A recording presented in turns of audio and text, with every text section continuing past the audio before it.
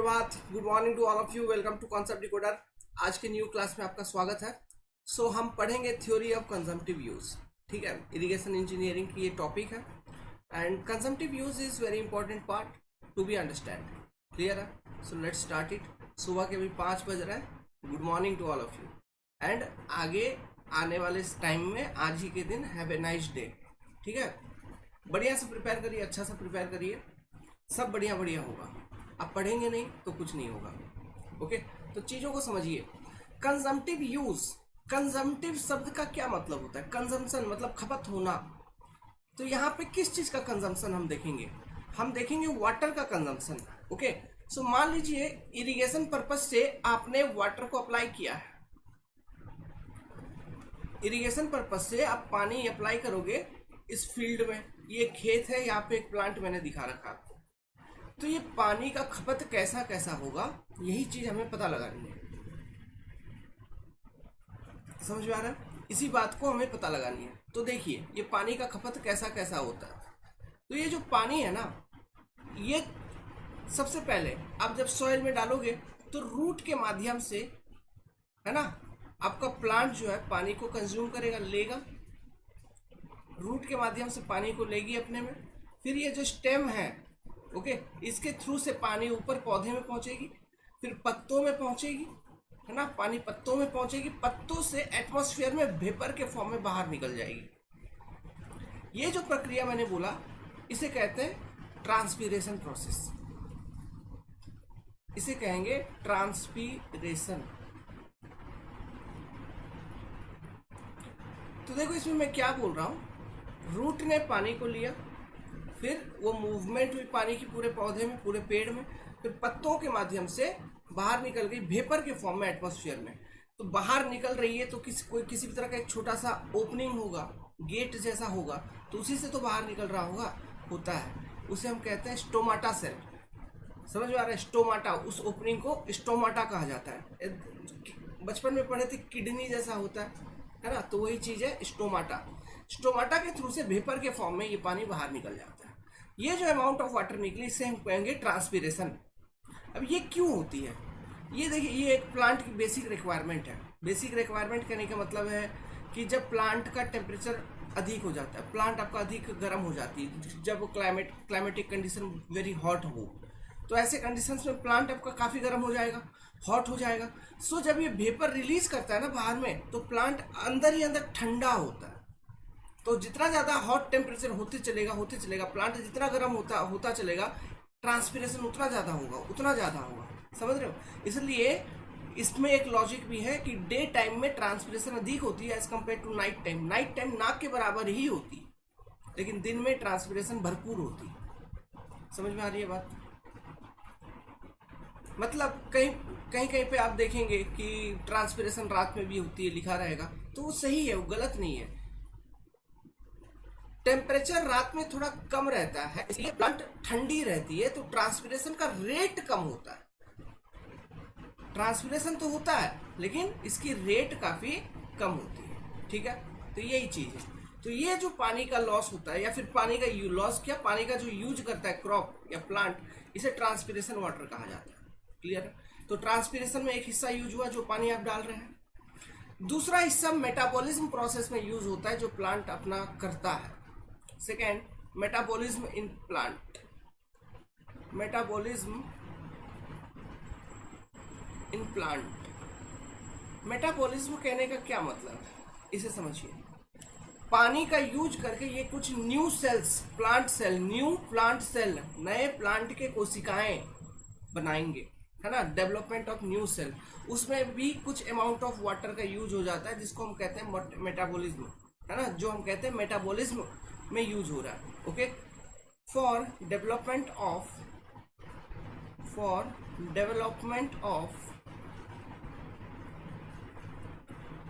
New plant cell. ठीक है, इसमें कुछ हिस्सा यूज होगी। तो ये दो हिस्सा तो क्रॉप या प्लांट आपका डायरेक्टली यूज करेगा, और एक हिस्सा ऑफ वाटर इस फील्ड में रिक्वायर्ड है। अब वो क्या है मैं आपको बताता हूँ। दैट इज योर, जब आप पानी डालोगे तो at the same time from field due to temperature आपका इवेपोरेशन भी तो होगा, जो कि फील्ड से होगा डायरेक्टली। आपका ये जो खेत है, यहाँ से एक खेत तो ये बहुत बड़ा होगा ना, तो ये पूरे खेत से हर एक जगह से इवापोरेशन हो रही होगी। ओके, इसको मैं कहता हूँ E. This is again one type of loss. या फिर जो प्लांट आपका वाटर को यूज कर रहा है, हम इस इवापोरेशन वाटर को उसी में ऐड करते हैं। बोलोगे सर ये तो आप डायरेक्टली प्लांट आपका यूज नहीं कर रहा है, तो ये कंजम्पटिव यूज कैसे हुआ, वाटर रिक्वायरमेंट ऑफ क्रॉप कैसे हुआ? देखिए वो इसलिए हुआ ना, ये बात तो मैंडेटरी है, ये बात तो हमें मालूम है ही कि जब मैं खेत में पानी डालूं इवेपोरेशन होगा। जब मैं खेत में पानी डालूं इवेपोरेशन होगा, और कितना होगा ये भी मालूम। बहुत सारे अलग अलग मेथड है। हाइड्रोलॉजी पूजा हो रहा है, भूली है, तो शंख फूका जा रहा था, तो वही वॉइस था। Just a minute. हाँ, तो कहाँ थे हम लोग? कि कितना होगा ये भी मालूम है। हाइड्रोलॉजी वाले सब्जेक्ट में हमने आपको बताया था different methods to calculate the evaporation, pan evaporation, है ना, याद है? और बहुत सारे इक्वेशंस भी थे जिनको यूज करके हम इवेपोरेशन को निकालते थे। तो वही सब कॉन्सेप्ट को यूज करके हम इवेपोरेशन निकालेंगे कि कितना हो रहा है, लैंड से कितना होगा ये भी निकाला जा सकता है, कोई बड़ी बात नहीं है। तो हमको मालूम है कि इवेपोरेशन, इतना पानी का इवेपोरेशन इस पर्टिकुलर एरिया से इतना डेप्थ ऑफ वाटर इवेपोरेट कर जाएगा, रिलीज हो जाएगा, निकल जाएगा, एटमॉस्फेयर में चला जाएगा। तो ये मालूम है। और ये भी हमको मालूम है कि ट्रांसपिरेशन में और मेटाबॉलिज्म इन प्लांट में कितना कितना चाहिए, ये भी हम किसी तरह से लेट्स सपोज हमको मालूम है, हम क्या फाइंड आउट करके रखें, लेट्स सपोज, ठीक है। तो अगर मैं केवल पानी ट्रांसपिरेशन या मेटाबॉलिज्म करने के लिए जितना पानी चाहिए उतना ही अगर मैं प्रोवाइड कर दूंगा, ओके, तो क्या होगा? हमको तो मालूम है कि इवेपोरेशन होगा ही होगा, तो इवेपोरेशन में वो पानी लॉस हो जाएगा। अगर वो पानी इवेपोरेशन में लॉस हो गया तो ट्रांसपिरेशन और मेटाबॉलिज्म में वाटर आपका शॉर्ट हो जाएगा।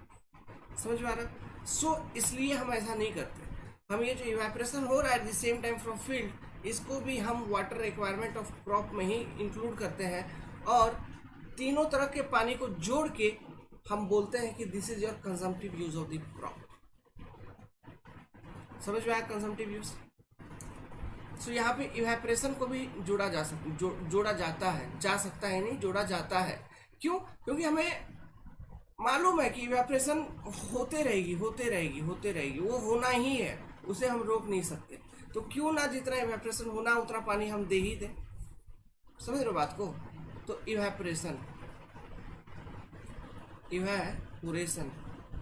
सेम अगेन यहाँ पर भी रेट ऑफ इवेपोरेशन टेम्परेचर पे डिपेंड करेगा। टेम्परेचर ज़्यादा, ठीक है, डाल्टन्स लॉ आपने पढ़ा था, है ना, टेम्परेचर वगैरह ज़्यादा है तो इवेपोरेशन होगा। फिर नाइट में टेम्परेचर उतना ज़्यादा नहीं रहता है तो इवेपोरेशन थोड़ा दिन के कंपेरिजन में तो ऑब्वियसली कम होगा। ओके, लेकिन ये सब प्रोसेस दिन रात एनी टाइम चलते रहता है, क्लियर है? अब देखिए, अब यहाँ पे एक लॉजिक बताया गया है कि जितना पानी आपका ट्रांसपिरेशन में और जितना पानी आपका इवेपोरेशन में खपत होता है, ट्रांसपिरेशन में और इवेपोरेशन में जितना पानी आपका यूज हो गया वो बहुत ज़्यादा है एज कंपेयर टू जो पानी आपका न्यू प्लांट सेल को बनाने में मेटाबॉलिज्म प्रोसेस के अंदर यूज हुआ। इसलिए हम क्या करते हैं, वी जनरली नेग्लेक्ट, बहुत कम वाला बात बोल दिया तो नेग्लिजिबल इंजीनियर्स, है ना। तो हम ये जो पानी जो न्यू सेल बनाने में यूज हो रहा है, इस चीज को हम नेग्लेक्ट कर देते हैं क्योंकि उसकी परसेंटेज, उसकी वैल्यू बहुत कम है। समझ में आ रहा है? हम उसे नेग्लेक्ट कर देते हैं। एंड इन जनरल अगर मैं बात करूं तो जो कंजम्पटिव यूज है, जो वाटर की कंजम्पशन है बाई क्रॉप, वो है ट्रांसपिरेशन एंड इवेपोरेशन। लेकिन अगर एक्चुअली में बात करें तो ये तीन पार्ट में पानी आपका यूज होता है, इस तीन तरीके से। क्लियर है? सो हम चूंकि मेटाबॉलिज्म में पानी कम यूज होती है उसे हम नेग्लेक्ट कर देते हैं, तो मेरा बेसिक क्या बच गया, transpiration and evaporation. Okay, so consumptive use में हम कंसिडर करेंगे only T plus E, transpiration and evaporation के लिए जो पानी चाहिए। बाकी मेटाबॉलिज्म के लिए जो पानी चाहिए it is very less as compare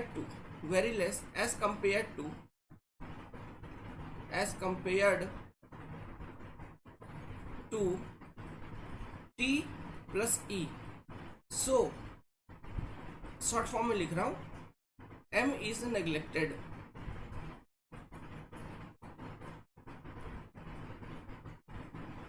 clear है, यहां तक समझ गए? ओके, तो C U equal to T plus E. तो देखिए यहाँ पे दो शब्द है, ट्रांसपीरेशन एंड इवेपोरेशन। सो इन दोनों शब्दों को मिला के एक अलग ही नया शब्द बनाया गया जिसको हम कहते हैं इवेपो ट्रांसपीरेशन।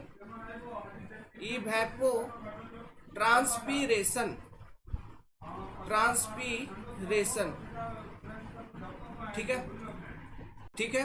तो कंजम्पटिव यूज में चूंकि ट्रांसपीरेशन एंड इवेपोरेशन ओनली है, ठीक है, मेटाबॉलिज्म को तो हमने नेग्लेक्ट ही कर दिया, तो इसको ओवरऑल इवेपो ट्रांसपीरेशन भी कहा जाता है, कंबाइंड एक टर्म है। तो Cu is approximately equal to ET, evapotranspiration अब से हम कहेंगे, ठीक है। तो कहीं कहीं आपको ET लिखा हुआ दिख जाएगा, कहीं कहीं Cu लिखा हुआ दिख जाएगा, तो इसमें घबराने की बात नहीं, सब कुछ एक ही चीज के बारे में वो लोग कह रहे हैं कि प्लांट को कितना पानी चाहिए, उसका कंजम्पशन क्या है, उसी के बारे में बात हो रही होगी। क्लियर है? पोटेंशियल इवेपोट्रांसपिरेशन, एक्चुअल इवेपोट्रांसपिरेशन, इस तरह के बहुत सारे अलग अलग टर्म हैं। ओके, इन सब टर्म्स को हम लोगों ने डिस्कस कर भी लिया है।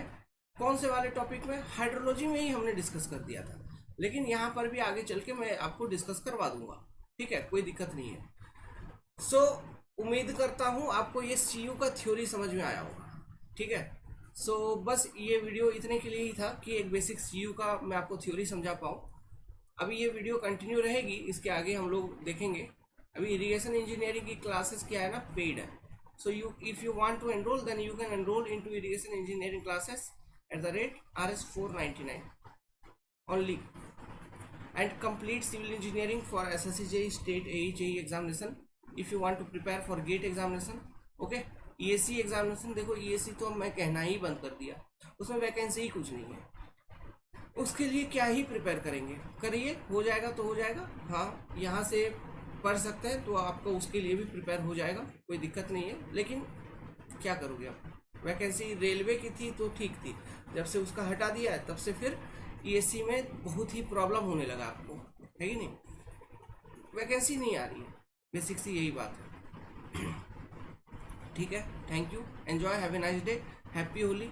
थोड़ी देर बाद आज हम रंग से डबाडब भर जाएंगे। Okay, good luck.